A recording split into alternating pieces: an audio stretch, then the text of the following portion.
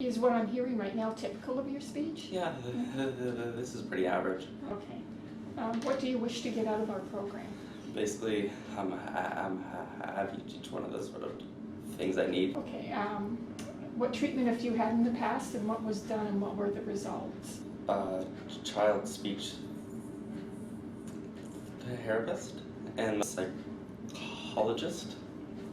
Okay, great. So now we just have you, if you could Sure. read that, please.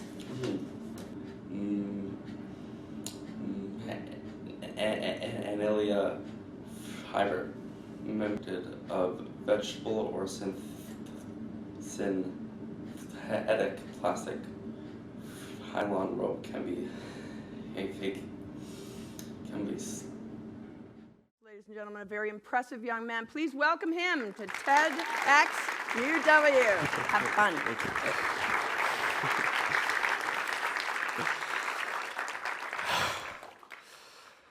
So that was me exactly 1 year ago that was recorded.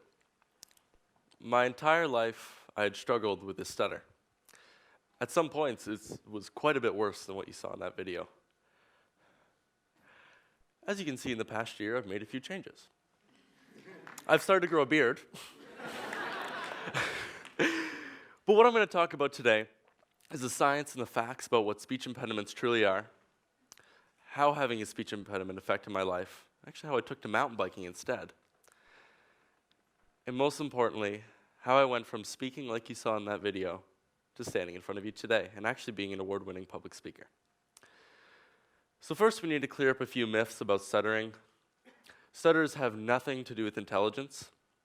It is not caused by nervousness and stress on its own, so telling someone just to take a deep breath is not going to work. And it's not contagious.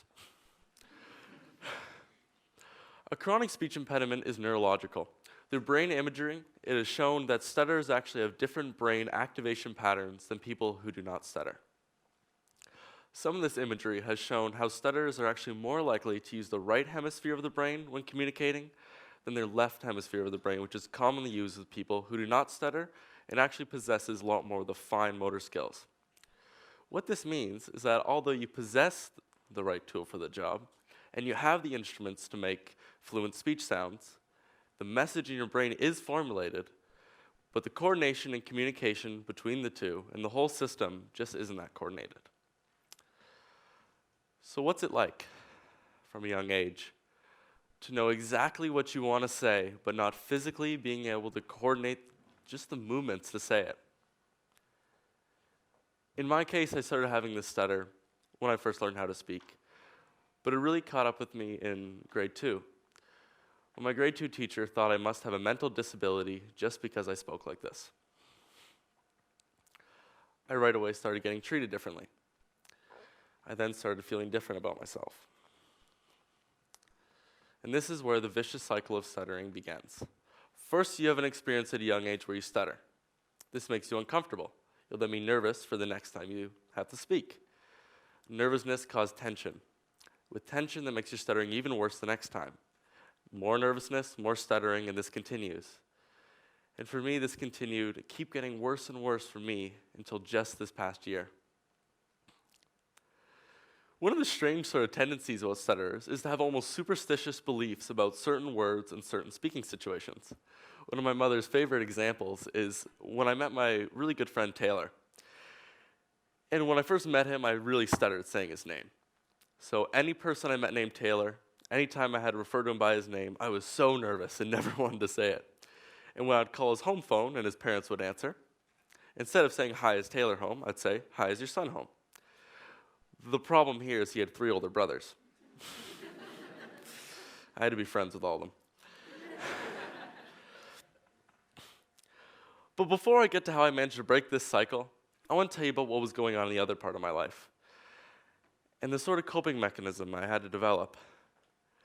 So right away, at a young age, I was an outsider. I couldn't express myself with words. I didn't like to join sports teams. I didn't want to talk to friends. It was really awkward. But I would see the kids in the neighborhood mountain biking, running around and going off jumps, and I thought, this is perfect. This is something I can do that's really cool. I can meet friends, gain confidence, and never have to speak. The only problem is for the life of me, I couldn't ride a bike without training wheels. This continued until I was, I think it was about 11.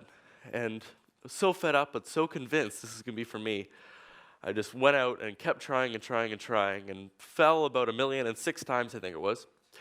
But after that, I started to get the hang of it. I could just ride the bike. And I did it every day since. Just that thrill of finally doing what I wanted to do was enough to keep me going. Now, the kind of mountain biking I do is a mix between sort of traditional mountain biking and BMX riding. And what this meant is that from the age of 10, I was flying down mountains on my bike, going up jumps and doing tricks. As you can imagine, to learn how to do what you see in that photo, I added to that 1,006 falls pretty quickly. But it didn't matter.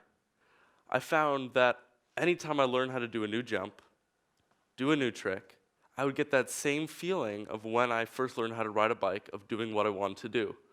Succeeding a challenge and reaching a goal was enough for me to keep going through the injuries and whatever it took. So I kept this up, and I really got into it. And I had this dream, that if I could make a living by mountain biking, I would never need to speak and wouldn't have to worry about my stuttering ever again. And after high school, this came true.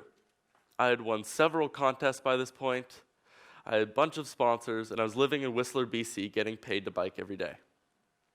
And sure enough, I'd be standing on a podium, kids would ask me for my autograph, and I would feel great. I would not care I stuttered.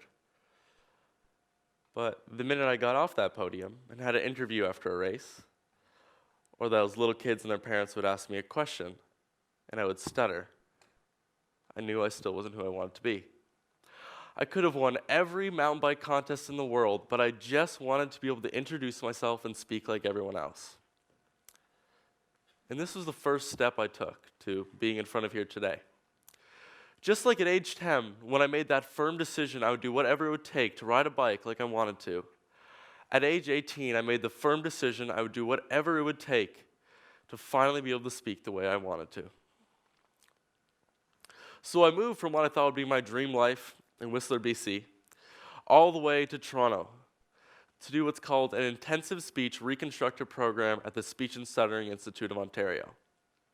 And what this program has is a highly broken down, highly technical way of coordinating speech muscle movements in the entire system of speaking. Where the word reconstructive comes in is that you need to totally reconstruct your existing way of speaking. In my case, 18 years of bad habits need to be reconstructed and replaced with this new way of speaking. This is a lot easier said than done. Well, I guess in my case it wasn't easier said or done, but so the first part of this program is a really intensive month, where for every single day you go into speech therapy and they teach you each step of how to form different letters, how to make different speech sounds one at a time. You go home and reinforce this through really tedious practice. Every day, every single day for a month. At this point, I had just taken my training wheels off. I was just starting to get the hang of riding a two-wheeler. I could sort of have that hope of speaking. But just like with biking, I got so thrilled by finally being able to do this that on top of my 1 hour of daily speech practice, I started speaking whenever I could, wherever I could, however I could. And this almost became like a sport for me.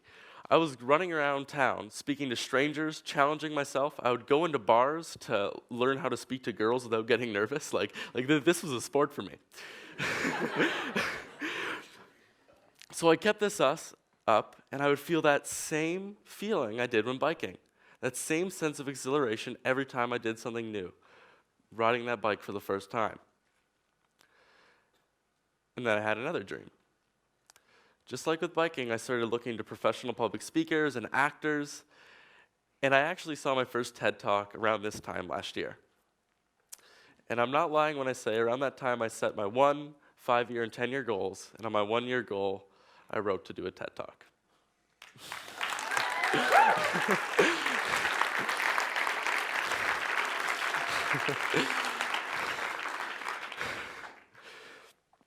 So with this same exhilaration in mind, I went to acting school and I joined Toastmasters International, where I was doing at least a speech a week, going to multiple clubs, and this literally was my mountain biking. I was doing this, feeling the same thrill, taking on different challenges. What I was able to do is I started entering the contests. And I thought, how am I going to practice for this?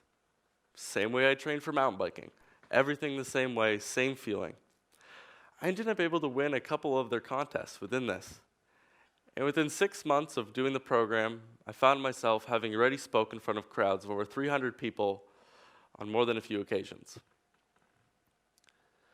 But before I even thought about applying this idea, the same mentality, and this process with mountain biking, I thought this was a lost cause in my life, and I would never have dreamed, nor would I have wanted to speak in front of people.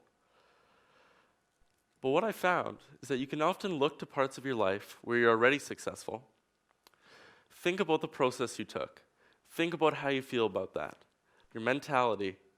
You can often apply that to parts of your life that are completely different, which you may have already written off as your challenge areas.